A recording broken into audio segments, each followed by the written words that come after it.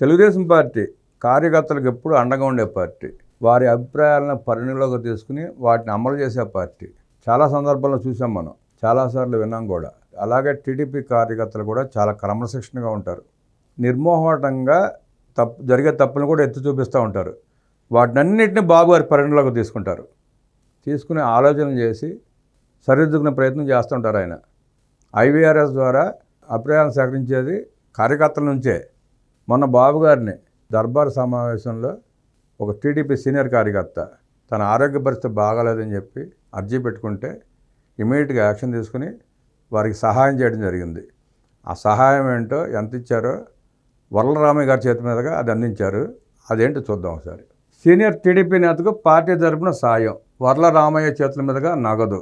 అనారోగ్య సమస్యలతో బాధపడుతున్న అన్నమయ్య జిల్లా టీ సుండుపల్లి మండలం తిమ్మసముద్ర గ్రామానికి చెందిన టీడీపీ సీనియర్ నాయకుడు పర్చూరి మోహన్ నాయుడుకు మంగళవారం పార్టీ ₹1,00,000 ఆర్థిక సహాయం అందజేసింది. టీడీపీ కేంద్ర కార్యాలయంలో ఇటీవల నిర్వహించిన ప్రజా వినతుల కార్యక్రమంలో తాను అనారోగ్య సమస్యలతో బాధపడుతున్నానని, దయచేసి సాయం చేసి ఆదుకోవాలని ముఖ్యమంత్రి చంద్రబాబుకు అర్జీ ఇచ్చి అభ్యర్థించారు మోహన్ నాయుడు గారు. దాంతో స్పందించిన టీడీపీ పాలిట్ బ్యూరో సభ్యుడు వరలరామయ్య తన చేతుల మీదుగా ₹1,00,000 ఆర్థిక సహాయం అందజేశారు. ఏ కార్యకర్త అయినా కోరుకునేది ఇదే. కార్యకర్తల సంక్షేమ నిధి ఏర్పాటు చేసి దుర్మరణం పాలైతే ₹5,00,000 ఇన్సూరెన్స్ కల్పించింది కూడా టీడీపీ పార్టీనే.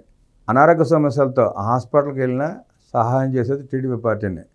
దేశంలోనే కార్యకర్తకి అత్యధిక ప్రాధాన్యత ఇచ్చి వారి బాగోగులు చూసుకునే ఏకైక పార్టీ తెలుగుదేశం పార్టీ.